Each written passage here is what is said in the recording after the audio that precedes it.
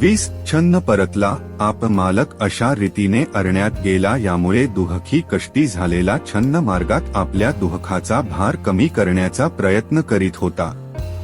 त्याचे अंतःकरण इतके जड झाले होते की ज्या रस्त्याने कंटकासह तो एका रात्रीत कूच करीत असे त्याच रस्त्याने आपला स्वामी याचा विचार करीत प्रवास संपविण्यास त्याला 8 दिवस लागले।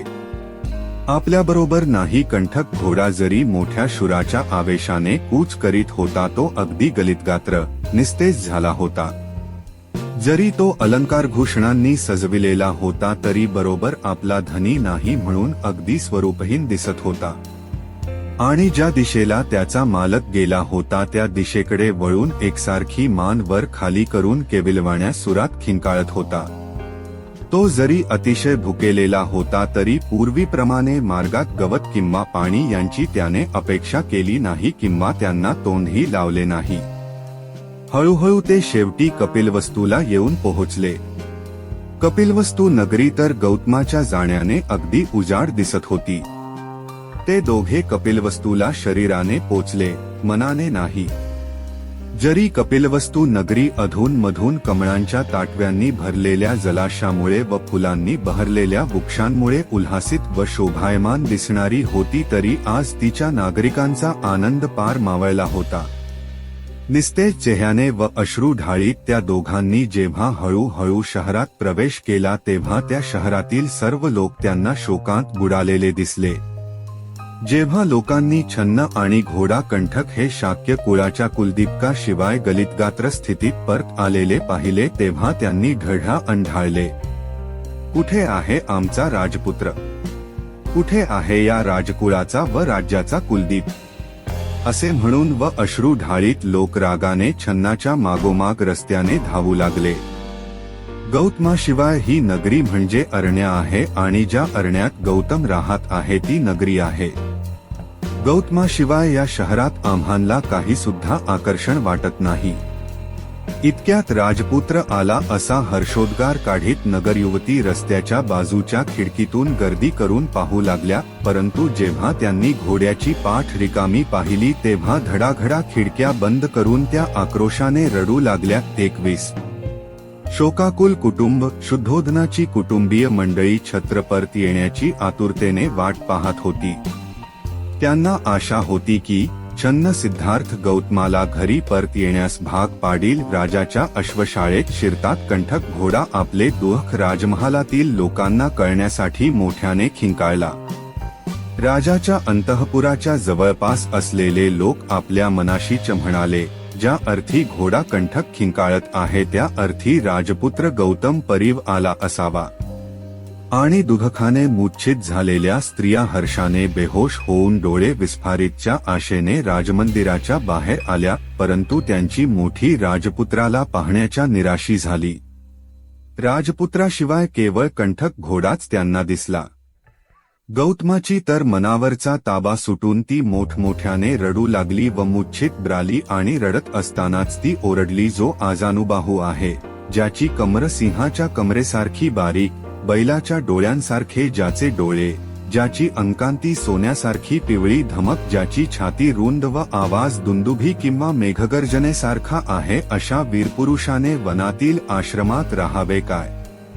असा सर्वगुणसंपन्न वीर पुरुष आपणापासून निघून गेल्यामुळे ही पृथ्वी त्या थोर कार्य करणाऱ्या अद्वितीय पुरुषाच्या बाबतीत राहण्यास खरोखर अयोग्य अशीच झाली आहे।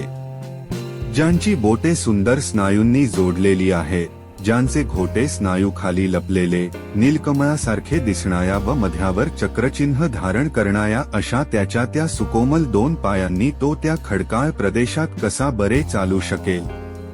ज्याला शरीरात उंची वस्त्रे प्रावरणे, सुगंधी अत्रे व चंदनाने सजविलेल्या प्रासादाच्या गच्चीवर पहुडण्याची सवय, तो पौरुष संपत्र देह अरण्यात थंडीवारा व उन्पावसाच्या मायाला नेहमी मोकळ्या असलेल्या अरण्यात कसा बरे राहू शकेल?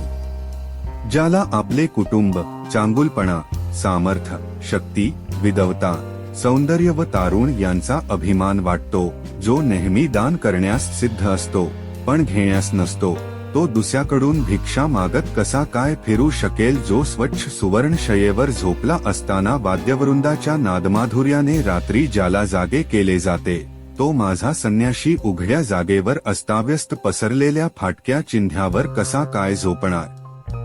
हाय रे दैवा.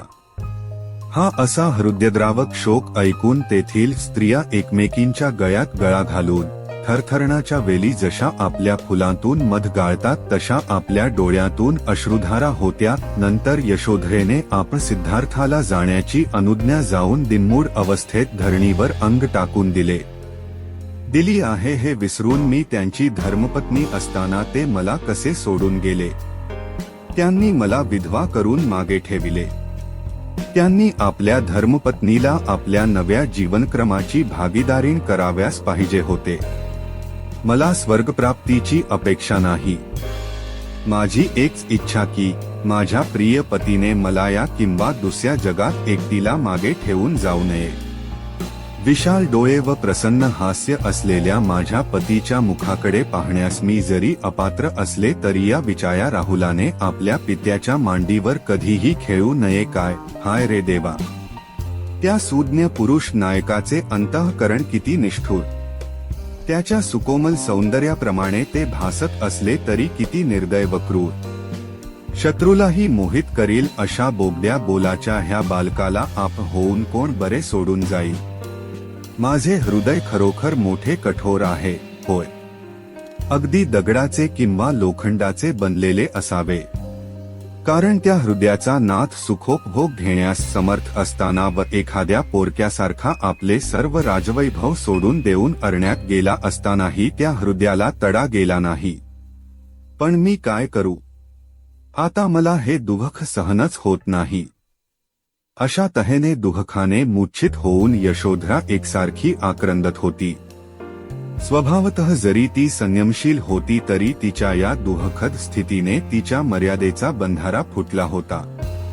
अशा प्रकारे दुःखाने दिनमूढ होऊन मोठमोठ्याने आक्रंदत जमिनीवर पडलेल्या यशोधरेला पाहून सर्व स्त्रिया मोठ्याने ओरडल्या आणि मोठाल्या कमळांवर पावसाच्या सरींचा मारा व्हावा तसा अश्रूच्या नद्या त्यांच्या डोळ्यातून गालांवर वाहू लागल्या. छत्र आणि कंठक परत आले हे ऐकून आणि आपल्या मुलाचा दृढनिश्चय समजताच दुःखित होऊन राजा शुद्धोदन धरणीवर पडला.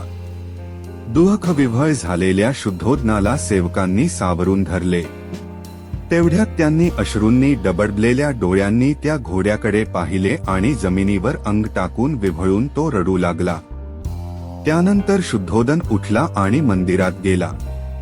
त्याने तेथे देवाची प्रार्थना केली आणि पूजा अर्चा करून आपला मुलगा सुरक्षित परत यावा म्हणून देवाची आराधना केली. अशा प्रकारे देवा कधी रे आम्ही त्याला पुन्हा पाहू असे म्हणत शुद्धोदन, गौतमी आणि यशोधरा दिवस कंठू लागली.